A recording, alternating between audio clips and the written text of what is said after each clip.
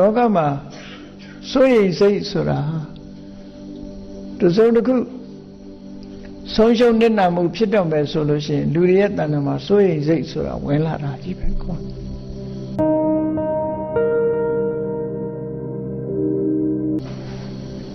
အဲ့ဒီလိုတောကလို့ဆိုတဲ့စိုးရိမ်စိတ်တွေဟာ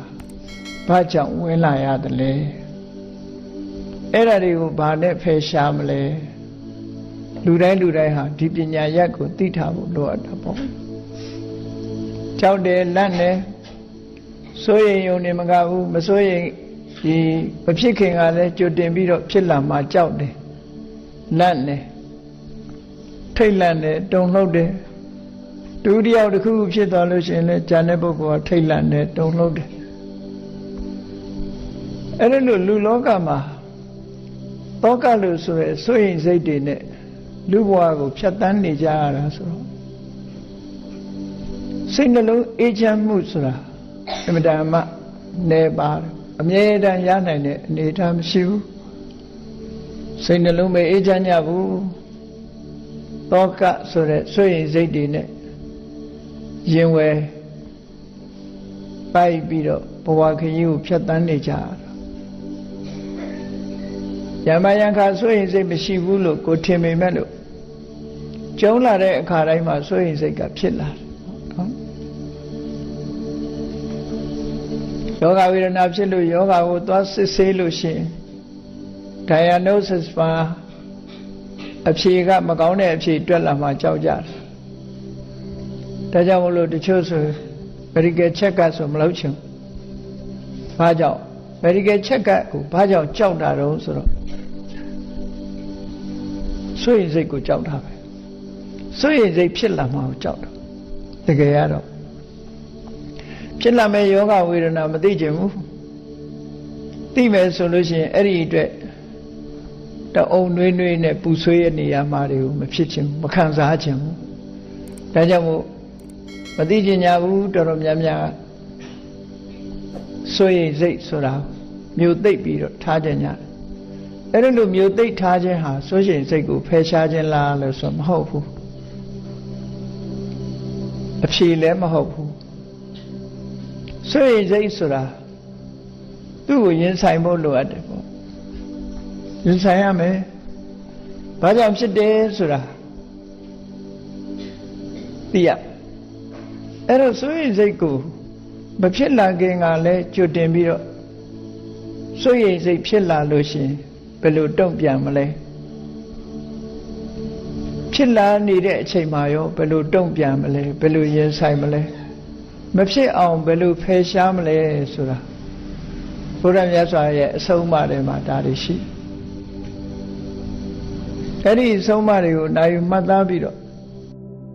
လူတိုင်းဟာဆွေရင်တောကဆိုတာနဲ့မကင်းကြသည့်အတွက်ကြောင့်ဒီဆွေရင်စိတ်ဖြစ်ပေါ်နေတာဟာဘာကိုအခြေခံပြီးတော့ဖြစ်နေတာတုံးဆိုတာကိုလေ့လာဆန်းစစ်ကြရမှာဖြစ်တယ်ပေါ့လေ့လာဆန်းစစ်ခြင်းအပြင်အဖြေတစ်ခုကိုထုတ်နိုင်ကြလိမ့်မယ်အကြောင်းကိုသိလို့ရှိရင်အဖြေထုတ်နိုင်တယ်ပေါ့ဒါဖြင့်ဒီတောကဆိုတဲ့ဆွေရင်စိတ်ဟာဘာကြောင့်ဖြစ်လာလဲမြတ်စွာဘုရားကရှင်းရှင်းလေးပဲဟောတာကာမတောဇာယတိတောကောကာမတောလိုချင်တဲ့တဏှာရာဂကြောင့်လိုချင်တဲ့တဏှာလောဘကြောင့်တောကောဆွေရင်စိတ်ဆိုတာဇာယတိဖြစ်ပေါ်လာတယ်ဒီတဲ့ထင်ရှားတဲ့အနေနဲ့တခါထပ်ဟောတယ်တဏှာယဇာယတိတောကောတွေ့တာမှုတွေလိုချင်မှုတွေအဲ့ဒီတဏှာလောဘကြောင့်တောကဆိုတဲ့ဆွေရင်မှုဖြစ်ပေါ်လာတယ်ဆိုအဲ့တော့လူတွေရဲ့ရင်ဝယ်မှာဆွေရင်စိတ်တွေဖြစ်လာရတယ်ဆိုတာအကြောင်းပဲဖြစ်တာမှမဟုတ်တာမွေးရပါရှင်ထဲမှာဒီဆွေရင်စိတ်ကြီးဆိုတာကနှလုံးသားကြီးတွေတို့ကြောက်ကတ်တို့ကိုယ်ရင်္ဂါရက်တွေပါနေတယ်လို့ဆွေရင်စိတ်ကြီးကဒီလိုအကောင်ထည်ကြီးနဲ့ရှိနေတာမှဟုတ်မှာမဟုတ်တာမရှိဘူး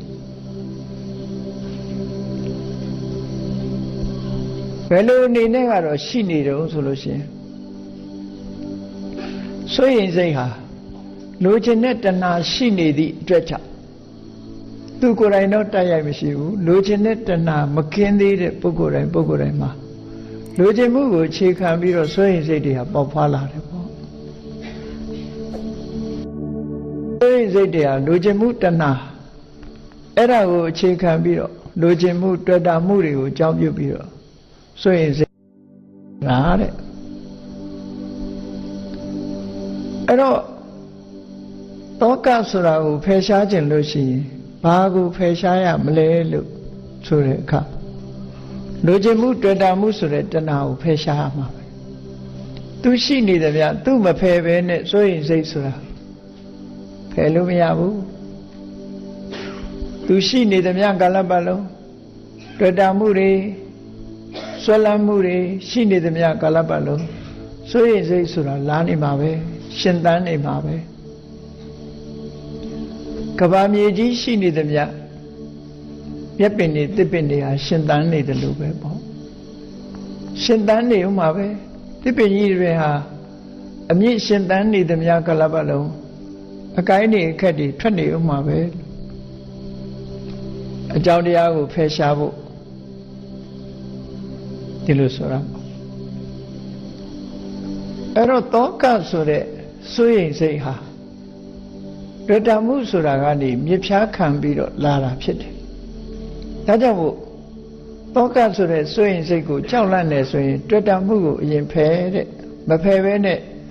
မျိုးသိပ်ထားလို့မရဘူးတဲ့မျိုးသိပ်ထားရင်ပေါက်ထွက်မှာပဲရှိအကြောင်းကိုမဖယ်ရှားဘဲနဲ့အကျိုးတရားကိုရပ်ထားလို့မရနိုင်ဘူးတဲ့အကြောင်းတရားကိုဖယ်ရှားပြစ်နိုင်ရမယ်ဟောဆင်ញင်သုံးသပ်ကြည့်တာအဖြေမှန်ကတောကဆိုတဲ့စိုးရိမ်စိတ်ဟာသူ့ဘာသူဖြစ်လာတာလားဆိုမဟုတ်ဘူးတွေ့တာမှုကိုအခြေခံပြီးတော့ဖြစ်လာတာစိုးရိမ်မှုဟုတ်တယ်လေလောကမှာကိုယ်နဲ့မပတ်သက်ဘူးကိုယ်နဲ့မသက်ဆိုင်ဘူးဆိုရင်ဘယ်သူမှမစိုးရိမ်ကြဘူးလေပတ်သက်လာပြီသက်ဆိုင်လာပြီဆိုရင်တော့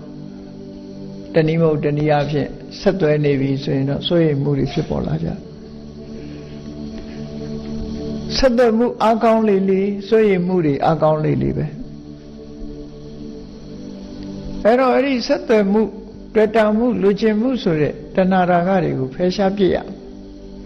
ဒါဖြင့်စိုးရိမ်စိတ်ဆိုတာတော့ဘာလဲလို့မေးမယ်တောကဆိုတာကြတော့အဘိဓမ္မာသဘောအရစိတ်แท้ဖြစ်တဲ့အရာဟာဘယ်ဟာလဲလို့ဆို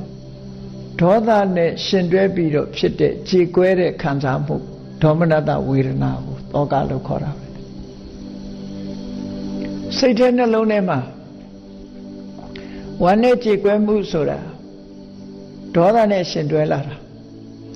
အဲ့တော့ဒေါသမရှိဘဲဝမ်းနဲ့ကြေကွဲမှုဆိုတာလည်းမဖြစ်နိုင်လူတွေမှာခံပြင်းဒေါသဆိုတာမခံနိုင်ဘူးကိုပိုင်ဆိုင်တဲ့အရာတခုပျက်စီးသွားတာမခံနိုင်ဘူးဟော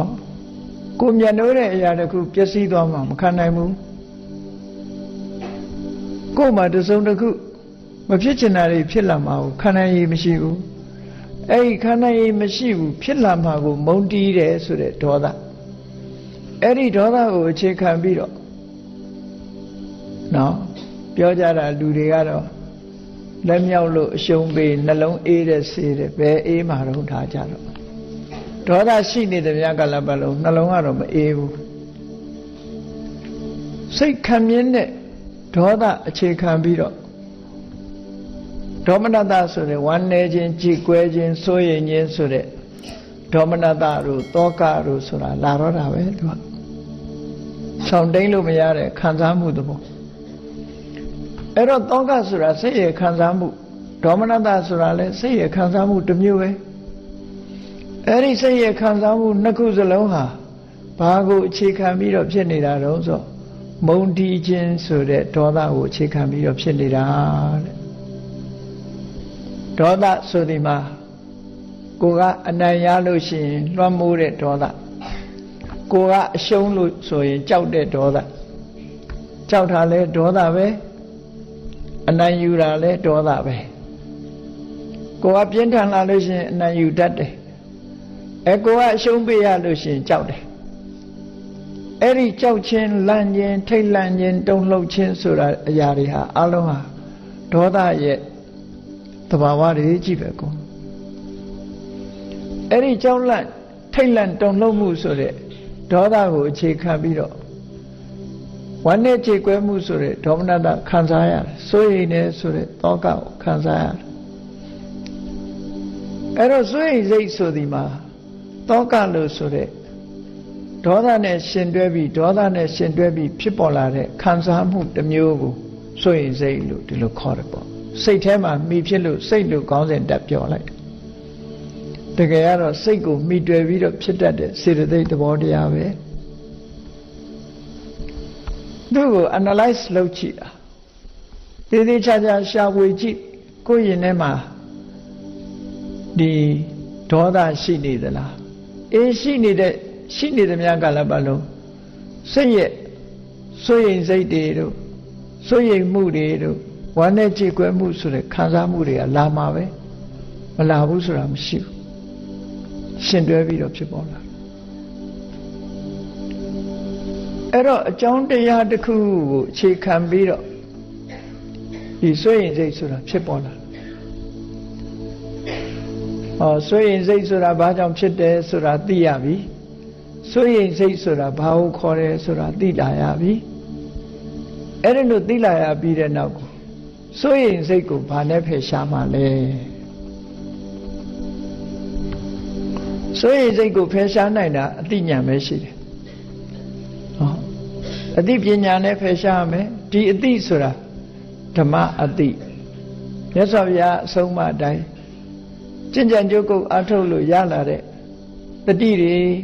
ဝီရိယတွေသမာဓိတွေပညာတွေနဲ့လွှမ်းခြုံထားတဲ့ဓမ္မအသိအဲ့ဒီဓမ္မအသိဖြင့်သာလျှင်လောကမှာလူတွေရဲ့ယင်ထဲမှာပူလောင်စေတတ်တဲ့စိုးရိမ်စိတ်ဆိုတာဖယ်ရှားနိုင်တယ်လွယ်လွယ်နဲ့ဖယ်ရှားလို့တော့ရမှာမဟုတ်ဘူးအဲ့ဒါကြောင့်မို့လုံးဝဖယ်ရှားပစ်ဖို့ဆိုတာကြတော့အစွမ်းအထက်ဆုံးဖြစ်တဲ့အရတ္တမေဆိုတဲ့ဉာဏ်မျိုးအရတ္တဖို့ဉာဏ်မျိုးကိုရမှသာလေစိုးရိမ်စိတ်ကိုအပြီးသက်ဖယ်ရှားပြစ်လိုက်အနုဝဆိုလို့ရှိရင်တော့စိုးရိမ်စိတ်ကအပြီးသက်ကြံအောင်မဟုတ်သေးဘူးအနာဂါမိမဲ့အနာဂါမိဖို့တတိယအဆင့်လောက်ရောက်သွားပြီဆိုလို့ရှိရင်တော့ဒေါသကိုဖယ်ရှားလိုက်နိုင်ပြီဒေါသကိုဖယ်ရှားလိုက်နိုင်ပြီဒေါသကိုဖယ်ရှားလိုက်နိုင်တာနဲ့တပြိုင်နက်စိုးရိမ်စိတ်တွေကိုလည်းဖယ်ရှားပြီးသားဖြစ်သွားပြီအနာဂံပုဂ္ဂိုလ်တွေကြတော့လဲဖယ်ရှားနိုင်တဲ့စွမ်းရည်တတ္တိရှိယဟန္တာပုဂ္ဂိုလ်ဖြစ်သွားပြီဆိုတော့လုံးဝဖယ်ရှားနိုင်တဲ့အဆင့်ရောက်သွားပြီသောတာပန်ဖြစ်ုံနဲ့မဖယ်ရှားနိုင်သေးဘူးသဂရဂံဖြစ်ုံနဲ့မဖယ်ရှားနိုင်သေးဘူးဆွေးရင်စိတ်ဖယ်ရှားဖို့ဆိုတာအတော်အသင့်အနေနဲ့ဆွေးရင်စိတ်တွေကြီးထွားမလာအောင်ဓမ္မအသိဖြင့်ထိန်းချုပ်လို့ရတယ်မရဘူးမဟုတ်ရအဲ့ဒါလို့ဖြစ်နိုင်ဝိတ္တခအကြောင်းအမကြီးဟာအတော်ကိုအားကိုးရတဲ့မြည်ကလေးသူ့ရဲ့မြည်အမျိုးသမီးလေးဝတ္တန်လိမ္မာတယ်အဖွားရဲ့ကိုစားအိမ်မှာနေတိုင်းတန်ခါ900ပင့်ပြီးတော့ဆွန်ကျွေးနေတဲ့ဝိတ္တခအကြောင်းမကြီးရဲ့ကိုစားတန်ခါရဲ့ဝေယဝိဆကိုအာကျုမှန်တဲ့ဆောင်ရွက်ပေးနေတဲ့ဝိတ္တခရဲ့မြည်ကလေးအမျိုးသမီးလေးယောဂဝေဒနာဖြစ်ပြီးတော့ကွယ်လွန်သွားတယ်အိန္ဒိယထုံတန်းစင်လာအရမိဆွေတဲ့မျိုးတွေကတူတယောက်သေဆုံးသွားပြီဆိုလို့ရှိရင်အတုဝကိစ္စဆောင်ရွက်ပြီးဆိုတဲ့အခါမှာသူကဝတ်ထားတဲ့အဝတ်တွေအကုန်လုံးအဝတ်ဆိုတွေဆပင်လည်းအဆိုအကုန်လုံးရေနဲ့လောင်းထားသလားမသိဘူးတကြံကြတယ်လို့သာမှတ်ထားပြီဗမာပြည်တကြံကြဒီကုလုံးရွှဲဆို နော်အဲ့တော့အိန္ဒိယအဲ့ဒီဘုရားလက်ထက်ကထုံးစံတော့အန္လဝဋ္ဌအန္လခေတာသဘင်ကလည်းဆိုအဝတ်တွေကလည်းဆိုအတုဝကိစ္စဆောင်ရွက်ကြတယ်အဝတ်ဆိုနဲ့ဆောင်ရွက်တယ်အဲ့ဒီခေတ်ကအခုခေတ်တော့အဝတ်ချောင်းအဝတ်နဲ့ကြီးတွေနဲ့ဆောင်ရွက်တယ်သို့တော့အဝတ်နဲ့ကအသားဖြူနဲ့လိုက်လို့ဒီပြင်ချိန်လဲအဝတ်နဲ့ကြီးတွေဝတ်ကြတယ်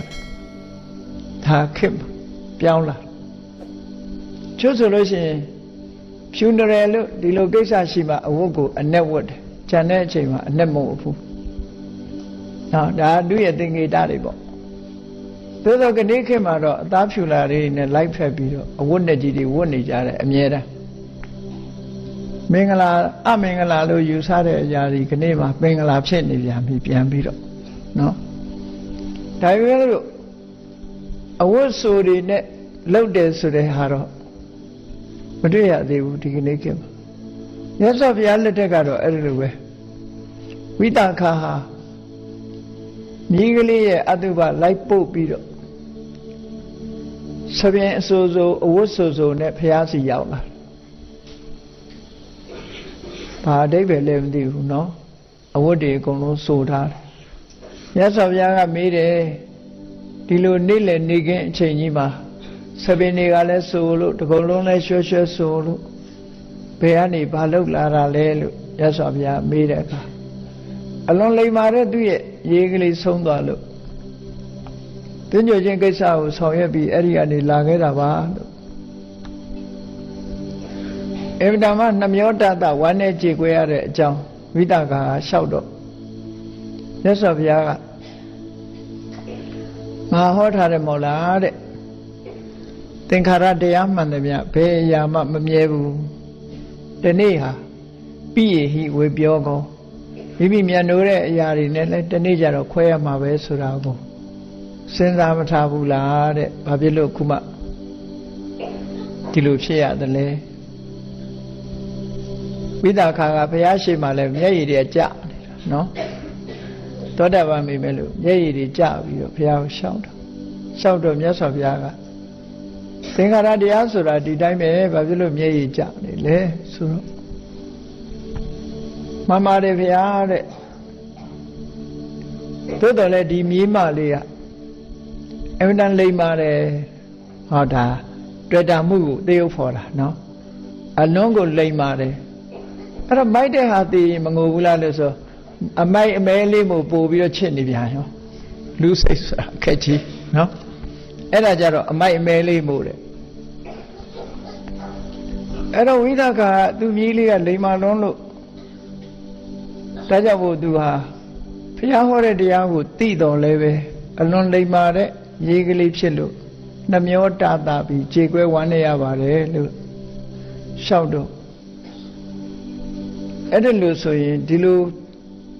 အလိမ္မာမြေကလေးတွေဘယ်နှယောက်များလိုချင်တော့လို့ဆို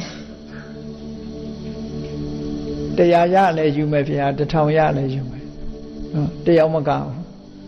ဒီလိုအလိမ္မာတုံးအလိမ္မာခဲလေးတွေဆိုရင်တော့ရသလောက်သူကမြတ်နိုးပါတယ်ဆိုအဲ့တော့မြတ်စွာဘုရားကသူ့ကိုတတိပေးတယ်အေးသာဝတိမြို့မှာတဲ့တနေ့သာဝတိမြို့မှာရှိတဲ့လူကြီးရောင်များစွာရှိတဲ့တနေ့ဘယ်နှယောက်သေးတာတွေ့ရလဲလို့ဆို10ယောက်သေးတာလည်းရှိတယ်ဗျာတဲ့50သေးတာလည်းရှိတယ်100သေးတာလည်းရှိမြို့ကြီးကိုအဲ့ဒါဆိုလို့ရှိရင်တဲ့အဲ့ဒါလို့သာဝတိမြို့တစ်မြို့လုံးမှာရှိတဲ့အလိမ္မာတုံးအလိမ္မာခဲတွေအကုန်လုံးရကျင်တယ်မြည်တွေတော်ပြီးတော့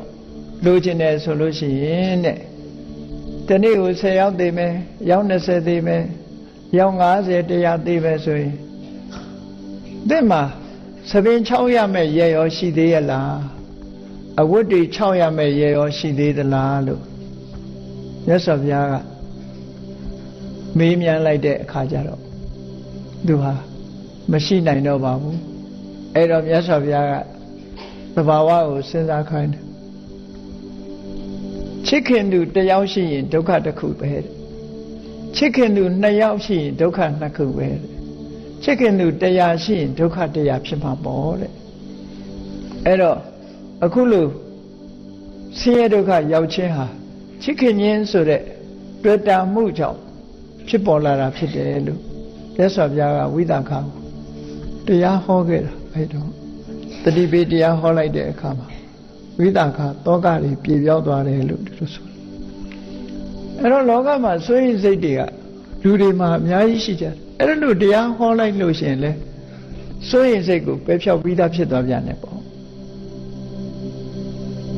အခုခေတ်စွန့်ရင်စိတ်ပယ်ဖြောက်တာတွေကတော့တစ်မျိုးပဲเนาะ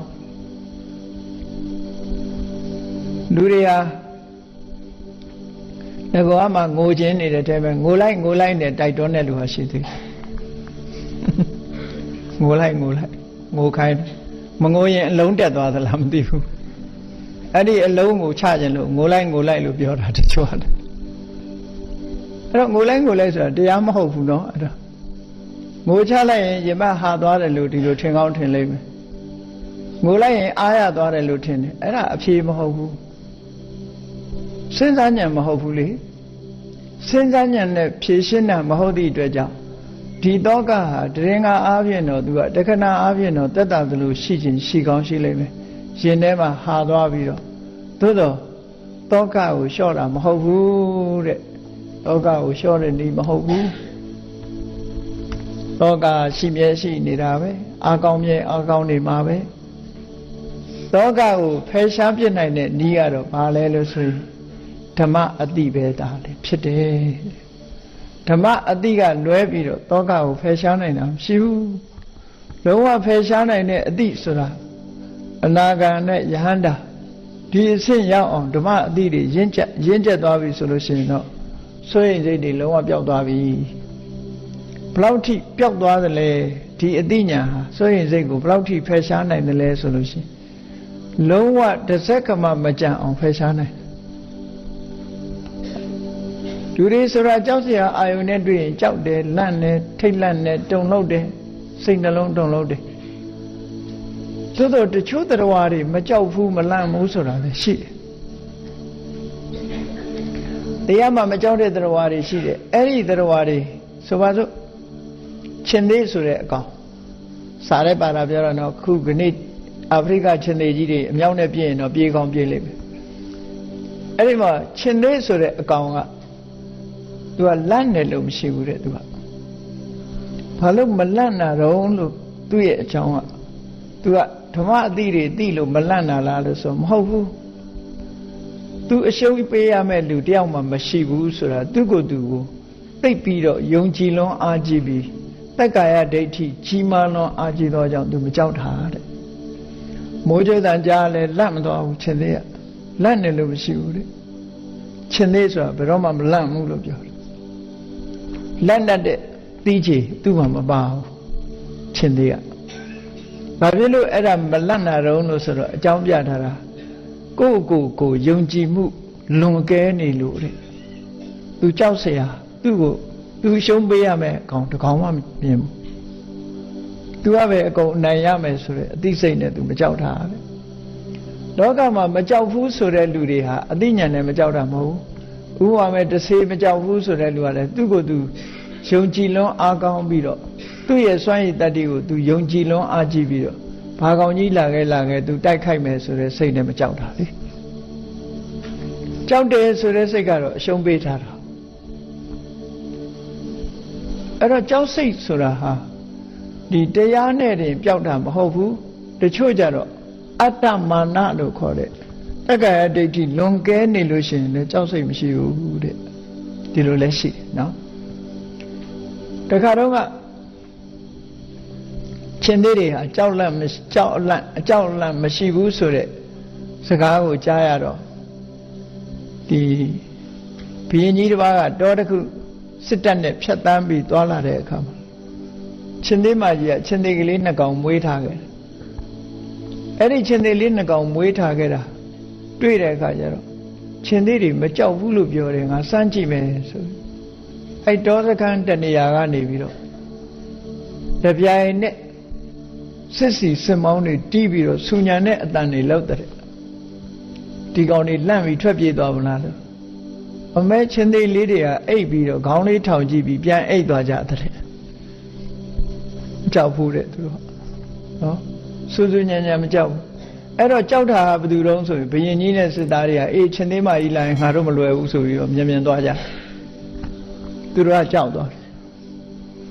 အဲ့ဒါလို့လေမှတ်တမ်းထဲမှာဆိုထားတာရှိတယ်ပေါ့စားတယ်အဲ့ဒီတရားတွေမကြောက်တာကတော့အတ္တမာနလွန်ကဲနေလို့မကြောက်တာလို့ဒီလိုဆိုလို့အသိဉာဏ်ရှိလို့မကြောက်တာကတော့အနာဂံပုဂ္ဂိုလ်တွေနဲ့ယဟန္တာပုဂ္ဂိုလ်တွေဟာအသိဉာဏ်ရှိလို့ကြောက်လန့်ခြင်းဆိုတာမရှိဘူးစိုးရိမ်စိတ်ဆိုတာသူတို့မှမရှိဘူးတဲ့စိုးရိမ်စိတ်ကိုအခြေခံကနေစပြီးတော့ဖယ်ရှားပြီးဖြစ်သွားကြအောင်အဲ့ဒီပုဂ္ဂိုလ်တွေဟာကြောက်လန့်တဲ့စိတ်လုံးဝမရှိတော့ဘူးဒါလေးကို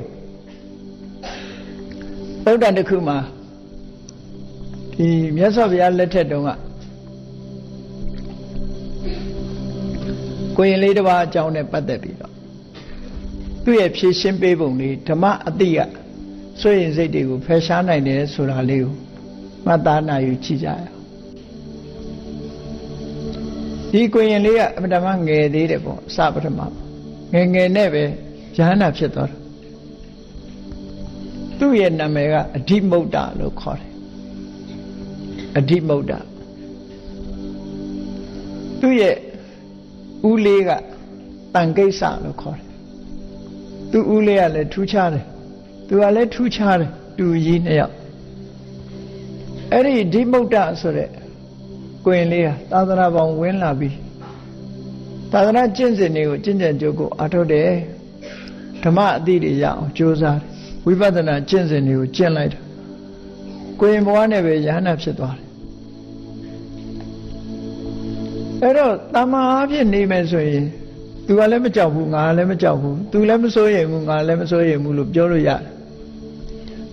သို့တော့ကြောက်เสียလန့်เสียဘေးရဲ့အာယုန်နဲ့တွေ့လာတဲ့အခါမှာမကြောက်မှတကယ်မကြောက်တာလို့ပြောရမှာနော်အဲ့တော့ဒီကိုရင်လေးကသာသနာပေါ်မှာဒီအသက်20ပြည့်ဖို့နီးလာတော့ရဟန်းဖြစ်ဖို့အချိန်ရောက်လာတော့သူ့ရဲ့မိဘစီပြန်သွားပြီးတော့ခွင့်ပန်မယ်သူဟာရဟန်းတက်တော့မယ်ရဟန်းပေါင်တက်တော့မယ်ဆိုတော့ခွင့်ပန်မှုသွားတာတော်လန်းကြီးတစ်ခုကိုဖြတ်တန်းပြီးတော့သွားတာသူတစ်ပါးတည်းဖြတ်တန်းသွားတဲ့အခါကျတော့အဲ့တော်ထဲမှာဘသူတွေနဲ့ပဲပင်းမှသွားတွေ့တော့ဆိုလူဆိုးတွေ900နဲ့သွားပြီးတော့ပဲပင်းမှသွားတွေ့တယ်အုပ်စုလိုက်ဆိုးနေတဲ့လူတွေလူဆိုးဆိုတဲ့တခိုးဓမြတပုံအလုံးပေါ်လေဒီထဲမှာဒီတောင်းကျမ်းနေတဲ့ပုဂ္ဂိုလ်တွေလူတွေကိုတိုက်ခိုက်ပြီးတော့တော်လန့်ဖြတ်သွားတဲ့လူတွေစီကိုတိုက်ခိုက်လူရက်ပြီးတော့ရှာဖွေစားတော့နေတဲ့လူဆိုးတွေအုပ်စုလူဆိုးကိုင်းကြီးပေါ့အဲလူဆိုးကိုင်းကြီးနဲ့သူသွားတွေ့တော့သူဖမ်း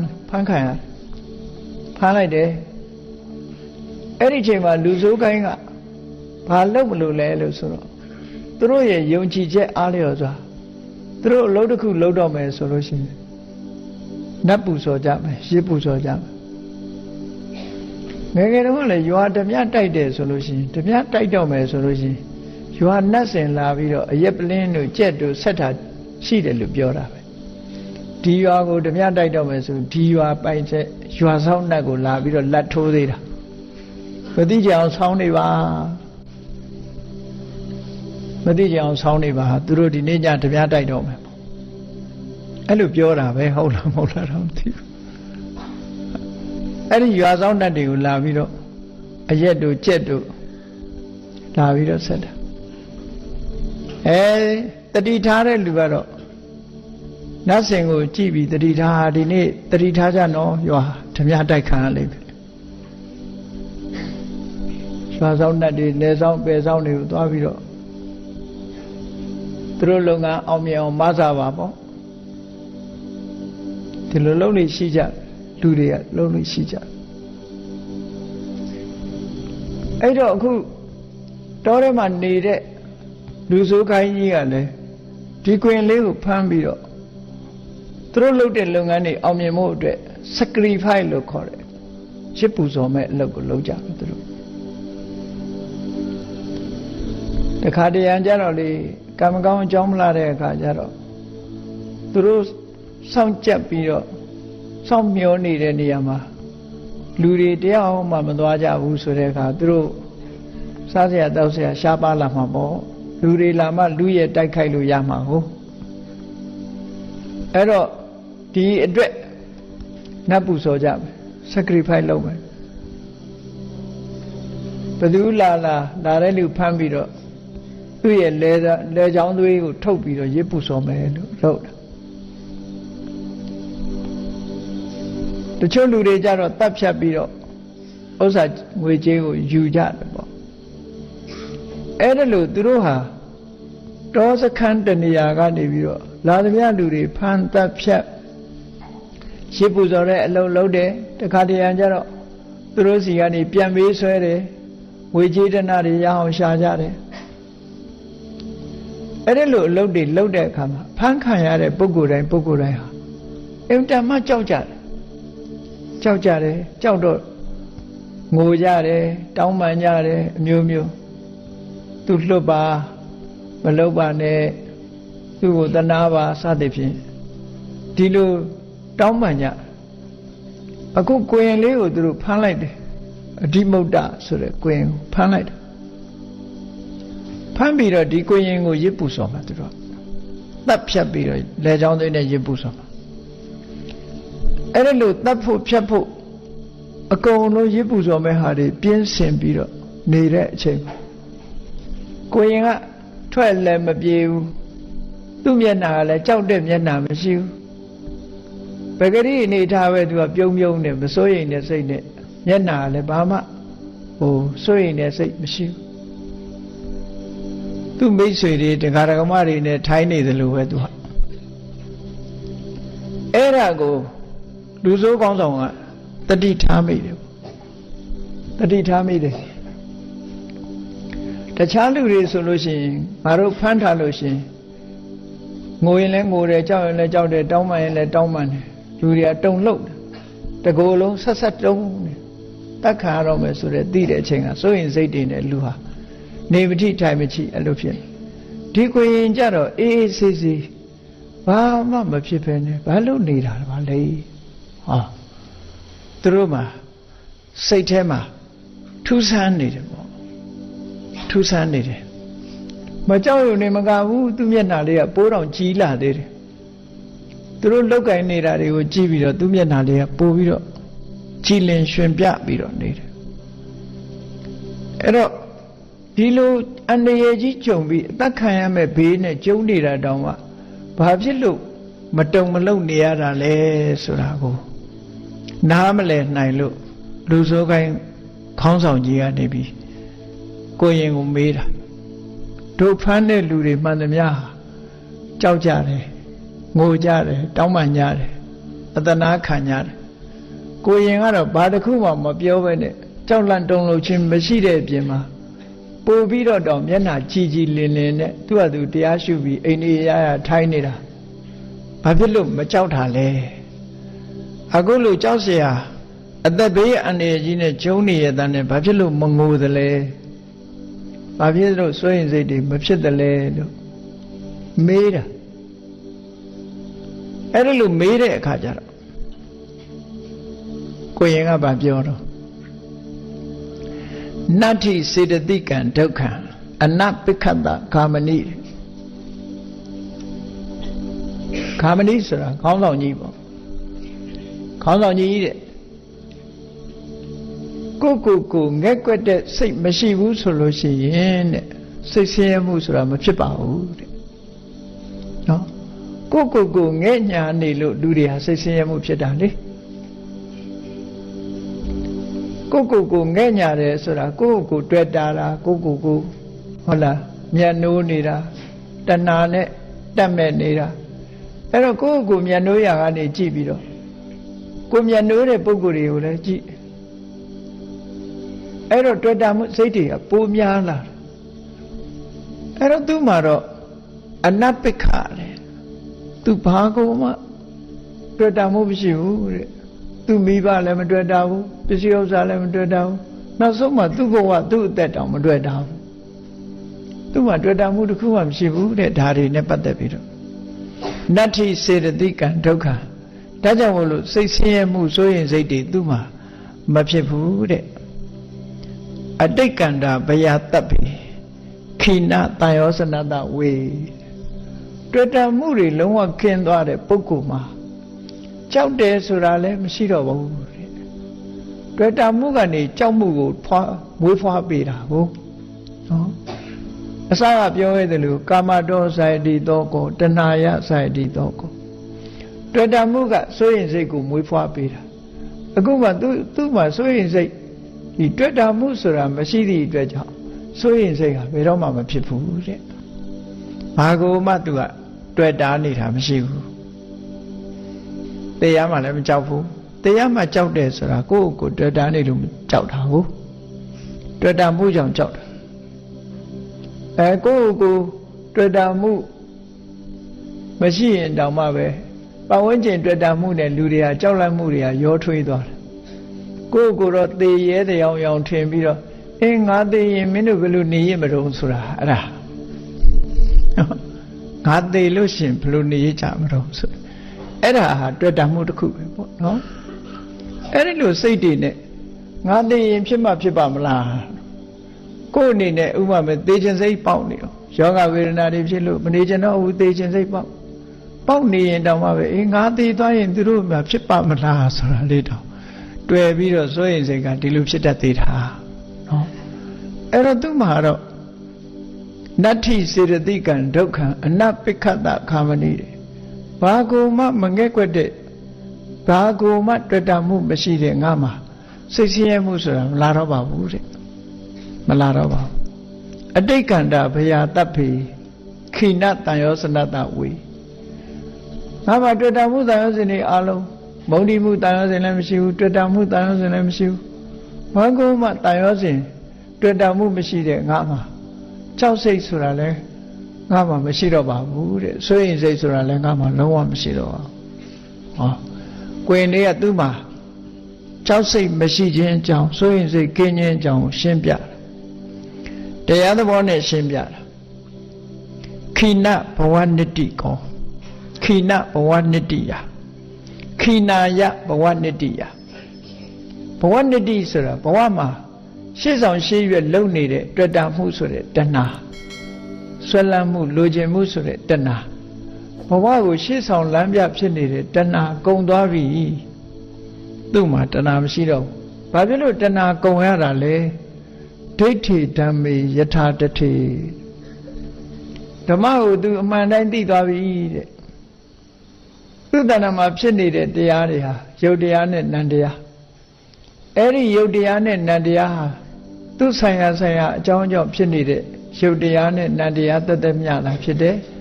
အဲ့ဒီယုတ်တရားထဲမှာငါဆိုတာလည်းမရှိဘူးငါဟာဆိုတာလည်းမရှိဘူးသဘာဝတရားတသက်မြတာဖြစ်တယ်လို့ဆိုတာကိုသူကရှင်းရှင်းကြီးမြင်လိုက်တယ်လောကငါဆိုတာနဲ့ငါဟာဝိမစိုးရင်စိတ်ဆိုတာတမအားဖြင့်ကြည့်လေငါလို့မသိမ့်ပိုက်တဲ့အရာတစ်ခုငါလို့မထင်မှတ်တဲ့အရာတစ်ခုငါဟာလို့မထင်မှတ်တဲ့အရာတစ်ခုအတွက်လူတွေကစိတ်မှမပူတာလမ်းမေးပေါက်နေတဲ့သစ်ပင်ကြီးတစ်ပင်ကိုငါဟာလို့မသတ်မှတ်သေးသမျှဘာမှဖြစ်ဘူးလေဒီသစ်ပင်ကြီးဘယ်သူကခုတ်ယူသွားဘာမှဖြစ်ဘူးလမ်းမေးပေါက်နေတဲ့မြက်တွေခုတ်ယူသွားဖြတ်ယူသွားသူကမြက်ကငါလည်းမဟုတ်ဘူးငါလည်းမဟုတ်ဘူးဆိုရင်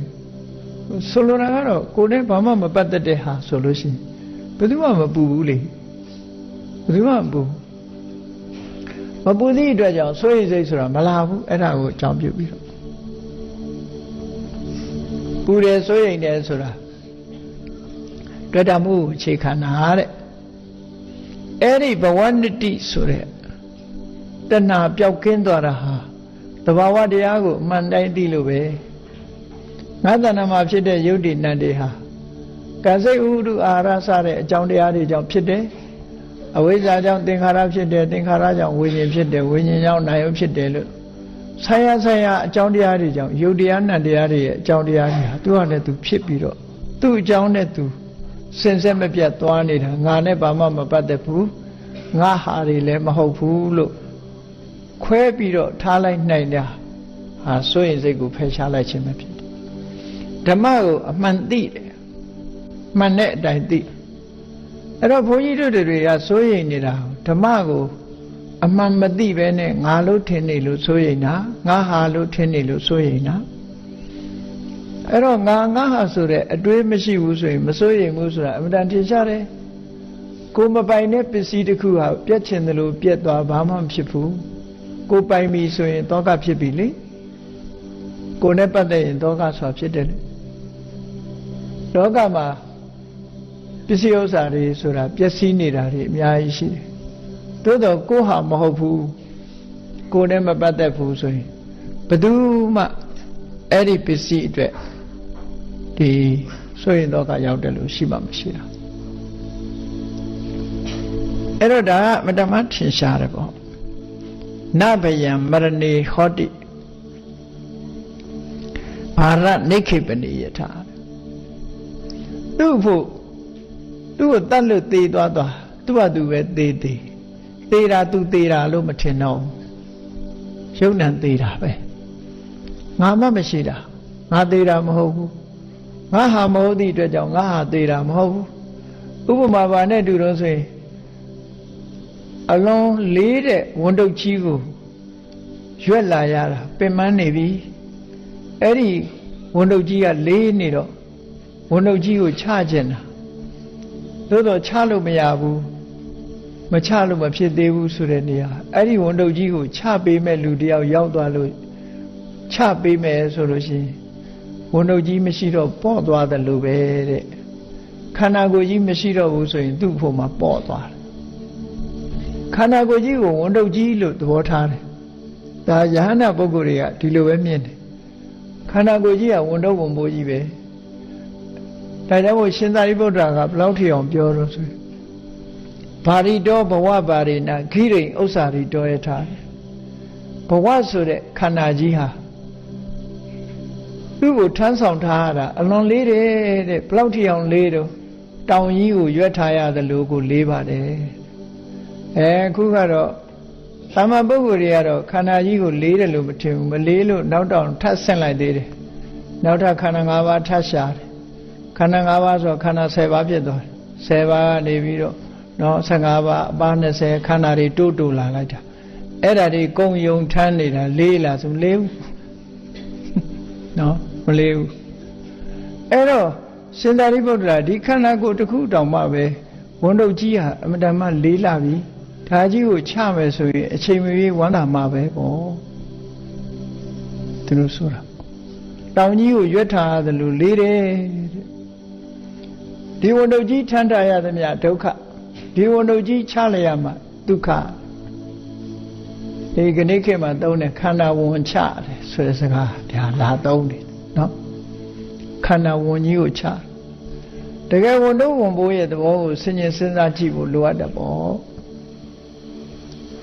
မနေ့အေးရထကလေးကလှုပ်လိုက်ရတာသူ့တောင်ဝန်နေကြည့်ပဲလေဒါပေမဲ့လို့လူကပြုံးလေးငါတောင်ဝန်ကလှုပ်နေတယ်လို့ထင်တယ်အေးရထတာနဲ့မျက်နှာသေးရတယ်သွားတိုက်ရတယ်အကုန်လုံးသူ့ကြိုက်တယ်အကုန်လုပ်ပေးရတယ်ဗိုက်စာလို့ဆိုပြီးကော်ဖီပါညာတောက်ရသည်အဲ့ဒါခန္ဓာကိုယ်ရဲ့ဝန်တုပ်ဝန်ပိုးတွေပဲပေါ့အဲ့ဒါလို့ထမ်းဆောင်နေလို့ကိုယ်စကားနားထောင်ပြီးကိုယ်ကြိုက်လိုက်သလားဆိုဘယ်လိုက်မှာတော့ဆံမင်းမဖြူခြင်းမဲနဲ့လည်းဖြူတာပဲသွားမကြိုးခြင်းမဲနဲ့လည်းကြိုးတာပရေမတွန့်ခြင်းမဲနဲ့တွန့်လာတယ်ကိုယ်ကြိုက်လိုက်တာတခုမှမရှိဘူးသူဖြစ်ခြင်းသူဖြစ်နေတဲ့အရာကြီးတခုများတာဖြစ်တယ်အဲ့ဒါလို့ကိုယ်ဟာမဟုတ်ဘဲနဲ့ကိုယ်နဲ့မပတ်သက်ဘဲနဲ့ဒီခန္ဓာ၅ပါးဆိုတဲ့သဘာဝတရားကြီးကိုအစစ်မှန်သေချာမြင်တဲ့ပုဂ္ဂိုလ်တယောက်ဟာသူ့ကိုဝန်တုပ်ကြီးလို့ပဲသဘောထားလာတယ်ဒီကိုရင်လေးကဝိပဿနာဉာဏ်နဲ့ထက်မြက်ပြီးတော့ယန္တာဖြစ်ရောက်နေတဲ့ပုဂ္ဂိုလ်ဖြစ်တော့ခန္ဓာ၅ပါးကိုသူကတကယ်ဝန်တုပ်ကြီးလို့ထင်နေတာအဲ့ဒီဝန်တုပ်ကြီးကိုအခုလူစိုးကောင်းဆောင်ကြီးကဓာကြီးနဲ့ခုတ်ပြီးတော့ချပေးမယ်ဆိုရင်သူကခြေနှံ့နေတာ စိုးရိမ်စိတ်မရှိဘူးနော်ငါခေါင်းပေါ်မှာလေးနေတာကြီးကိုသူချပေးတယ်ဆိုကျေးဇူးတောင်တင်နေသေးတယ်သူကဟောကြောက်စိတ်စိုးရိမ်စိတ်ဖြစ်ဖို့နေတာကျေးဇူးတောင်တင်နေသေးတယ်အဲ့ဒါလို့ကျေးဇူးတင်နေတာဟာဘာကြောင့်လဲလို့ဆိုတော့အမြင်ကိုကသုဒ္ဓံဓမ္မသမုပ္ပါဒံဓမ္မတသက်ဖြစ်နေတယ်လို့သူကမြင်တယ်ငါမဟုတ်ဘူးငါဟာမဟုတ်ဘူးတရားဓမ္မတသက်ပဲဖြစ်နေတယ်သူအကြောင်းကြောင့်သူဖြစ်နေတယ်ဥပမာအသိစိတ်တွေဖြစ်နေတယ်ဆိုတာဘာကြောင့်ဒီအသိစိတ်တွေဖြစ်နေတာတော့ဆိုအာယုန်နဲ့ဝတ္ထုစုံစည်းလို့အသိစိတ်ဖြစ်လာတယ်ငါမဟုတ်ဘူးဥပမာမြင်သိစိတ်ကလေးဖြစ်လာတယ်ဆိုတာအစင်းအာယုန်နဲ့မျက်စိနဲ့စုံစည်းလိုက်တဲ့အခါမြင်သိစိတ်လေးပေါ်လာတာအဲ့ဒီမြင်သိစိတ်လေးဟာငါလည်းမဟုတ်ဘူးငါဟာလည်းမဟုတ်ဘူးသူ့အကြောင်းနဲ့သူဖြစ်နေတာဒါဖြစ်တယ်ဟောဓမ္မသက်သက်ပဲဒီထဲမှာငါဆိုတာလည်းမရှိဘူးငါဟာဆိုတာလည်းမရှိဘူးလို့အဲ့ဒါကိုပြောတာသုဒ္ဓံဓမ္မသမုပ္ပါဒံဓမ္မသက်သက်ဖြစ်အကြောင်းတရားကလည်းဓမ္မပဲဖြစ်လာတဲ့အကျိုးတရားတွေကလည်းဓမ္မပဲအဲ့ဒီဓမ္မသက်သက်ဖြစ်ပြီးတော့သုဒ္ဓံသင်္ခါရတန္တတေဖြစ်နေတဲ့အရာကြီးကသင်္ခါရယုတ်နံဆိုတဲ့သင်္ခါရတရားရဲ့အစဉ်အဆက်ကြီးဖြစ်စဉ်ကြီးတစ်ခုများတာဖြစ်တယ်ဖြစ်စဉ်ကြီးတစ်ခုများတာမြေကမ်းမသွားပြီးတော့မြေတွေထိုင်ကြည့်နေမြေတွေဟာစီးဆင်းပြီးတော့သွားနေတာအဲ့ဒီသွားနေတဲ့မြေရည်အစဉ်ကိုကြည့်နေရတယ်လို့ကိုယ်ကတဏ္ဍာမှာရှိတဲ့သင်္ခါရတရားတွေဟာလည်းမြေရည်စီးနေတယ်လို့ပဲသူကသူဖြစ်နေကြတာအဲ့တော့အဲ့ဒီမြေကြီးတဲ့ရေတွေကိုတစုံတစ်ခုလှုပ်လဲသူစိုးရင်စိတ်မရှိတော့ဘူးလေမြေရည်ကိုမြေရည်လို့ပဲစီးနေတဲ့မြေရည်ကြီးလို့တစ်ခုလို့မြင်တာပဲထို့တူပဲသင်္ခါရတရားကိုသင်္ခါရတရားလို့မြင်တာငါလို့မမြင်ဘူးငါဟာလို့မမြင်တော့ဘူးဒါကိုပြောတာသုဒ္ဓံသင်္ခါရတန္တတေသင်္ခါရဖြစ်စဉ်ကြီးတစ်ခုများတာဖြစ်တယ်ဆိုကိုယ်နဲ့ခွာထားလိုက်တာပတ္တန္တတယထာဘူတံဒီလိုမြင်တာဟာအမှန်တိုင်းမြင်တာပဲငါလို့မြင်တာကြအမှန်တိုင်းမြင်တာမဟုတ်ဘူးငါဟာလို့မြင်တာကြတော့အမှန်တိုင်းမြင်တာမဟုတ်ဘူးဓမ္မတသက်ဖြစ်နေတယ်လို့မြင်တာဟာအမှန်တိုင်းမြင်တာပတ္တန္တတယထာဘူတံနဗယံဟောတိခာမဏိခေါင်းဆောင်ကြီးတဲ့ဒီလိုအမှန်မြင်လို့ရှိရင်ကြောက်เสียဘာရှိတော့လဲငါ့ကိုတတ်တော့မှာဆိုတာလေးတွေးတဲ့အခါကျတော့ငါ့ကိုတတ်တော့မှာငါဆိုတဲ့အစွဲလန်းလေးနဲ့ငါဆိုတဲ့အပေါ်မှာတွေ့တာမှုလေးတွေကြောင့်မို့လို့ကြောက်တာကိုငါမှမရှိတာ तू တတ်တာငါမဟုတ်ဘူးလေ तू တတ်မဲ့ဟာငါမဟုတ်ဘူးရုပ်နဲ့နာနဲ့ဖြစ်စဉ်ကြီးတစ်ခုကိုပဲ तू တတ်တယ်လို့ဒီလိုလဲခွဲခြားပြီးတော့သိလိုက်တဲ့အခါကျတော့ဘာဖြစ်သွားနဗယဟောတိကာမဏိကြောက်စိတ်တွေကုန်သွားတယ်တဲ့သူကကြောက်စိတ်တွေလုံးဝဖြစ်ဘူးတဲ့ဘာနဲ့ဥပမာတူတော့ဆိုရင်တိနာကထတမန်လောကံယထာပညာယပတ္တိမြတ်တွေလို့ဟုတ်လားအမိုက်တရိုက်တွေလို့မြင်လားလမ်းမေးမှာရှိတဲ့မြတ်တွေဘယ်သူကဖြတ်မြတ်တွေပြတ်သွားပြီလို့ကိုယ်မှစိုးရင်စိတ်ရှိလားဆိုမရှိဘူးအဲ့ဒါလောက်ထိအောင်ကိုစိုးရင်စိတ်ကကင်းသွားတာအဲ့ဒါလို့ကိုယ်ခန္ဓာကိုယ်မှာရှိတဲ့ယုတ်တရားနံတရားတွေကိုအပြင်မှာပေါက်နေတဲ့အလေလွင့်အမိုက်တရိုက်လောက်ပဲသဘောထားဒီလိုဆိုတာပေါ့နော်အဲ့လောက်ပဲမြင်တော့တာအဲ့ဒီမှာမမတ္တံသောအဝိန္ဒန္တံငါဟာလို့ဘယ်တော့မှမတွေးဘူးငါဟာလို့ဘယ်တော့မှမတွေးဘူးမတွေးသည့်အတွက်ကြောင့်နတ္တိမေတိနာသောစတိငါမှဒါတွေလက်လွတ်တော့မှာပဲဟုတ်လားအဲ့ဒါလို့မစဉ်းစားနိုင်လို့ရှင်ငါဘဝလေးတော့ဆုံးရှုံးတော့မှာပဲနော်ငါဆွေမျိုးတွေနဲ့ငါခွဲရတော့မှာပဲငါပိုင်တဲ့ပစ္စည်းလေးတွေထားခဲ့ရတော့မှာပဲဆိုတဲ့ဟောအတွေးတွေကြတော့ကြောက်လန့်သွားတယ်လေအဲ့ဒီအတွေးတွေဝင်သွားရင်ကြောက်လန့်အတုပါငါဆိုတာလည်းမရှိတော့ဘူးငါဟာဆိုတာလည်းမရှိတော့ဘူးဆိုရင်ငါခွဲရတယ်ဆိုတာလည်းမရှိတော့ဘူးဘယ်သူနဲ့ခွဲရမယ်ဆိုတာလည်းမရှိတော့သဘာဝတရားတက်တက်ဆိုတာကိုမြင်လာတဲ့အခါကျတော့ကြောက်စိတ်တွေကိုလွန်မြောက်သွားနိုင်တယ်လို့ဒီလိုရှင်းပြတာ သူမကြောက်တာကိုနောက်ထပ်ဆက်ပြီးတော့ကိုရင်လေးကဘာပြောတော့ဆိုဥက္ကန္ထာမိတရီရေနဘဝေနံမိအနတ္ထိကောဒီခန္ဓာကိုယ်ကြီးနဲ့ကညီးဝေးလာပြီတဲ့မလို့ချင်တော့ဘူးတဲ့ဒီခန္ဓာကိုယ်ကြီးရဲ့ဒုက္ခတွေကိုသူခံစားနေရတာကြာပြီပေါ့မလို့ချင်တော့ဒါကြမ်းကြမ်းမာမာကြီးနော်တချို့ကြယောဂဖြစ်နေတော့မနေချင်တော့ပါဘူးသိချင်လာပါပြီနဲ့ပြောကြသေးတယ်အဲ့ဒါလည်းပဲဒေါသတစ်မျိုးပဲသူကတကယ်မနေချင်တာမဟုတ်ဘူးနော်ဆင်းရဲတာကိုယွံမုန်းပြီးတော့သူပြောတာညီးတာခေါ်တယ်အဲ့ဒါကြငွေ့တာမဟုတ်သေးဘူးညီးတာအသိဉာဏ်နဲ့ညီးငွေ့တဲ့သဘောမျိုးမဟုတ်ဘူးညီးတွားတာညီးတွားသူမလို့ချင်တော့ပါဘူးလို့ပြောပေမဲ့လို့မျောလင်းချက်ကပါတော့ဆိုရင်ယောဂမဖြစ်ချင်တာဟာမျောလင်းချက်ပဲသူညီးငွေ့တာဘာကိုညီးငွေ့တာတော့ဒုက္ခကိုညီးငွေ့တာဘဝကိုညီးငွေ့တာမဟုတ်သေးဘူးဖြစ်ပေါ်နေတဲ့ဒုက္ခကိုညီးငွေ့တယ်ဒီဒုက္ခကင်းတဲ့ဘဝဆိုရင်ပျော်အောင်မယ်သူကတချမ်းကအကောင်းမြင်ထားသေးတယ်သူကနော်မျက်စိတစ်ဘက်ကအကောင်းကိုမျောကြည့်ပြီးတော့တစ်ဖက်ကသာညီးငွေ့နေတာစိတ်ပြည့်စရာကိုညီးငွေ့ပြီးတော့ပျော်ရွှင်စရာကိုမှတ်မြော်နေသေးတယ်အဲ့ဒါဟာတဏှာရဲ့လက်ချက်ပဲတွေ့တာမှုကဒီတိုင်းကြီးပဲအဆိုးကိုမလိုချင်ဘူးအကောင်းကိုလိုချင်နေတယ်အခုဒီကိုရင်လေးကတရားသိတွေသိတဲ့အခါသူပြောတာကအဲ့ဒါလို့မဟုတ်ဘူးဥက္ကန္ထာမိတရီရေနာတဲ့သူခန္ဓာသူရထားတဲ့ခန္ဓာကြီးနဲ့ကတော့သူအမှန်တမ်းညီးငွေ့နေပြီအမှန်တမ်းညီးငွေ့နေပြီဘဝေနံမိနတ္ထိကောဘဝမှာဖြစ်ပေါ်နေတာသူမလိုချင်တော့ဘူးဘဝရဲ့ဒုက္ခတွေကိုသူကြာကြာနာနာသိထားတော့မလိုချင်တော့ဘူးတဲ့သောယံဘိစိတ်တိကာယောအညောစာနာဘဝိတတိသူရှင်းရှင်းကြီးမြင်ထားတာဘာလဲလို့ဆိုရင်သူ့မှာတွေ့တာမှုတွေလုံးဝမရှိသည့်အတွက်ကြောင့်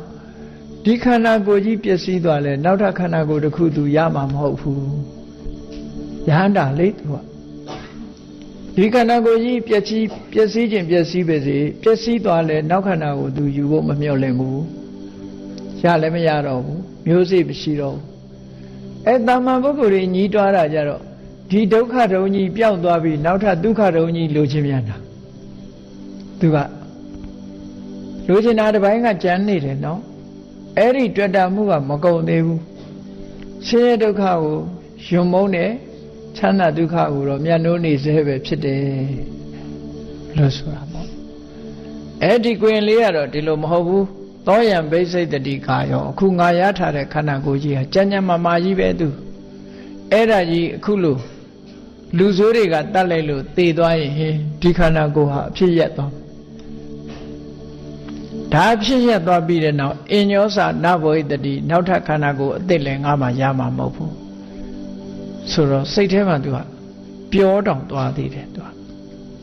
ပျော်သွားပြီးတော့ဘာပြောလိုက်လဲဆိုရင်ယံဝောကိစ္စံတရိရေနတံကရောထယထိတ်စထာငါခန္ဓာကိုယ်နဲ့ပတ်သက်ပြီးတော့မင်းတို့လှုပ်ချင်တာလှုပ်ကြတဲ့လူဆိုးတွေလှုပ်ချင်တာလှုပ်ဘာပဲလှုပ်ချင်တာလှုပ်နမေတပစ္စယတထဒေါသောပေမင်္စဟေဟိတိအဲ့ဒီလိုလှုပ်ချင်တာလှုပ်ခြင်းကြောင့်ငါမှာစိတ်ဆိုးတယ်ဆိုတဲ့ဒေါသလည်းမဖြစ်ဘူးနောက်ထပ်လိုချင်တယ်ဆိုတဲ့မျက်နှာမှုပေမလည်းမဖြစ်ဘူးဒါတွေကိုအကုန်လုံးလစ်လျူရှုနိုင်တယ်လို့သူဆိုတာပေါ့အဲ့တော့အကယ်၍အမှန်တိုင်းပဲအခုလိုတရားဓမ္မကိုသဘာဝတရားတသက်မြတာဖြစ်ပြီးသဘာဝဖြစ်စဉ်ကြီးတစ်ခုမြတာလို့ဆိုလို့ရှိရင်တော့လောကလူတွေဟာငါနဲ့ခွာထားပြီးငါဟာနဲ့ခွာထားလိုက်မယ်ဆိုရင်ဒီအတွေးမျိုးဟာခိုင်ခိုင်မာမာရှိဒီဉာဏ်မျိုးခိုင်ခိုင်မာမာဖြစ်ပြီးဆိုရင်စိုးရိမ်စိတ်ဆိုတာဘယ်တော့မှမလာတော့ဒါသိချာစိုးရိမ်စိတ်တွေကိုဖယ်ရှားတယ်ခုနလိုအတ္တမာနကြီးလွန်အားကြီးလို့ငါကပဲအနိုင်ရမယ်ဆိုတဲ့အတ္တမာနကြောင့်မကြောက်တာကတစ်မျိုးအခုဟာကအတ္တမာနကြောင့်မဟုတ်ဘူးအမှန်သိတဲ့ပညာကြောင့်အမှန်သိတဲ့ဓမ္မအသိကြောင့်မကြောက်တာစိုးရိမ်စိတ်တွေဖယ်ရှားနိုင်တာအဲ့ဒီလိုလဲပြောလိုက်ရောတတ်မဲ့ဖြတ်မဲ့ပြင်ဆင်နေတဲ့လူဆိုးတွေဟာဘာဖြစ်သွားလဲသူပြောတာကိုခေါင်းကိုရင်လေးပြောနေတာကိုနားဆိုင်ပြီးတော့ထောင်းနေရင်ကနေပြီးတော့သူတို့စိတ်ထဲမှာ ကြက်သီးမွေးခြင်းတွေထားလာတယ်ဒါလောက်လူငယ်အရွယ်ကနေပြီးတော့တို့ချင်တာလို့ဘာမှမစိုးရိမ်ဘူးဆိုတာစကားအနေနဲ့ပြောတာမဟုတ်ဘူးမျက်နှာကလည်းပဲအပြုံးမပြတ်ဘူးသူကအဲ့ဒါမြင်လိုက်တဲ့အခါကျတော့သူတို့ကြက်သီးမွေးခြင်းတွေထသွားကြတယ်ကြက်သီးမွေးခြင်းတွေထသွားပြီးတော့လက်ထဲမှာကင်ထားတဲ့လက်နဲ့တွေသူ့ကိုတတ်ဖို့ပြတ်ဖို့စီရင်ထားတာတွေအကုန်လုံးပြစ်ချတယ်အကုန်လုံးပြစ်ချပြီးတော့ခေါင်းဆောင်လုပ်တဲ့လူဆိုးကြီးကဗာမေးတော့ဆိုကိမ္ဗန္တိကရိတဝါနာကောဝါအာစရိယောတဝကတ္တသာသနာမာဂမလပ္ပတိတံအသောကတာအခုလို့ဆိုရင်ဆိုရင်စိတ်တွေမရှိတာကိုတော့ဆိုရင်စိတ်တွေလုံးဝဖြောက်ပြီးတော့အပြုတ်မပြတ်နေနိုင်တာဘာလုပ်လို့လဲဘာတွေလုပ်ထားလဲဟုတ်လားသူစိတ်ဒီလိုကြန့်ခိုင်နေအောင်ဘာတွေလုပ်လဲဘာတွေလုပ်ထားလဲကိုတော့လမ်းပြတဲ့ဆရာကဘာလုပ်လဲဟုတ်လားဘာတွေလုပ်တာလဲဘယ်လိုလမ်းပြလဲသူ့ရဲ့အဆုံးအမကိုတော့ရရှိလို့အခုလို့ဆိုရင်စိတ်တွေဘယ်လိုလုပ်ပြီးရလာသလဲသူ့ရဲ့အဆုံးအမဘယ်လိုလုပ်ပြီးတော့ရလာသလဲအခုလို့ဆိုရင်အောင်ဘုရားရဲ့သူ့ရဲ့အဆုံးအမတွေကိုတော့ဘယ်လိုရလာတာလဲလို့ဆိုတဲ့မေးခွန်းကိုမေးတာအဲ့လိုမေးတဲ့အခါကျတော့မှသူကဖြေတယ်အေးလောကမှာတဘာဝတရားတွေအားလုံးအရာခတ်သိမ်းအားလုံးကိုအမှန်သိတဲ့တပ္ပညုမြတ်စွာဘုရားဆိုတာရှိတယ်လောကကြီးအားလုံးပေါ်မှာကြီးမားတဲ့အကျဉ်းတရားနဲ့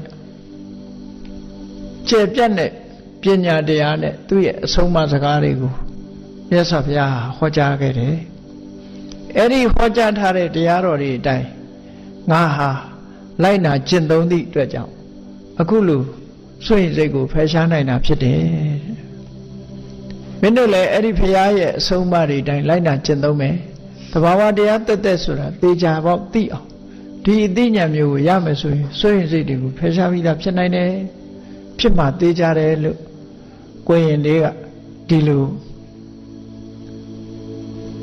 လမ်းမှန်ကိုသူတို့အဖြေကိုဖြေရှင်းလိုက်တဲ့အခါသူတို့အားလုံးလက်နဲ့တွေဖယ်ရှားပြီးတော့ကိုရင်လေးကိုတတ်မဲ့ကိစ္စအားလုံးဟာစွန့်ပယ်လိုက်ကြတယ်မတတ်တော့ဘူးမတတ်ရနေမကဘူးဒီဘဝမှာသူတို့လူဆိုးဘဝကနေပြီးတော့သာသနာ့ဘောင်ဝင်ပြီးသူတော်ကောင်းအသွင်လောက်ကြတော့မယ်လို့ကိုရင်လေးရဲ့ရှေ့မှာဒုတုပ်ပြီးတော့သူတို့ကိုသင်္ကန်းဝတ်ပေးဖို့ထီအောင်နောက်ဆုံးမှာသူတို့ဟာကိုရင်လေးထံမှာအလုံးဝန်ချတောင်းပန်ပြီးတော့သူတို့ဝတ်တဲ့အဝတ်တွေကိုအမြိတ်တန်းစာအစာတွေဖြတ်ပြီးတဲ့အခါမှာယဟန်အသွင်ကိုရင်လေးကဝတ်စီပြီးတော့ဘုရားကျောင်းတော်ကိုခေါ်သွားတော့နောက်ဆုံးမှာမြတ်စွာဘုရားရဲ့အဆုံးအမနဲ့ဒီလူဆိုး900ဟာလည်းပဲအကျွတ်တရားရသွားတယ်ဆိုတဲ့ဇာလန်းကိုထေရဂါထာမှာအဓိမုဒ္ဒထေရဂါထာဆိုပြီးတော့မှတ်တမ်းတင်ထားတာရှိတယ်ပေါ့အဲ့ဒီမှတ်တမ်းရဆွေးရည်စိတ်ကိုဖယ်ရှားတဲ့ဤစနစ်ဟာဝိပဿနာကျင့်စဉ်ကိုကျင့်မှဆွေးရည်စိတ်ကိုဖယ်ရှားနိုင်မှာဖြစ်တယ်နောက်ဆုံးသိကြအောင်ဓမ္မတက်တက်တာဖြစ်ဓမ္မတက်တက်ရဲ့ဖြစ်ချင်းများတာဖြစ်ပြီးသင်္ခါရအစဉ်ဖြစ်စဉ်ကြီးတစ်ခုများတာဖြစ်တယ်ဆိုတာမြင်အောင်ဝိပဿနာကျင့်စဉ်ကျင့်လို့ဝိပဿနာဉာဏ်ရင့်တန်လာတဲ့အခါမှာနိဗ္ဗာန်ကိုအာရုံပြုနိုင်တဲ့မဲ့ဉာဏ်ဖွဉာဏ်တွေရရှိပြီးတဲ့နောက်မှာစိုးရိမ်စိတ်တွေကိုလွန်မြောက်နိုင်ပါတယ်ဆိုတာကိုယ်စီသဘောကျပြီးတော့ဘုရားမြတ်စွာရဲ့အဆုံးအမအတိုင်းလိုက်နာကျင့်သုံးနိုင်ကြပါစေကုန်သတည်း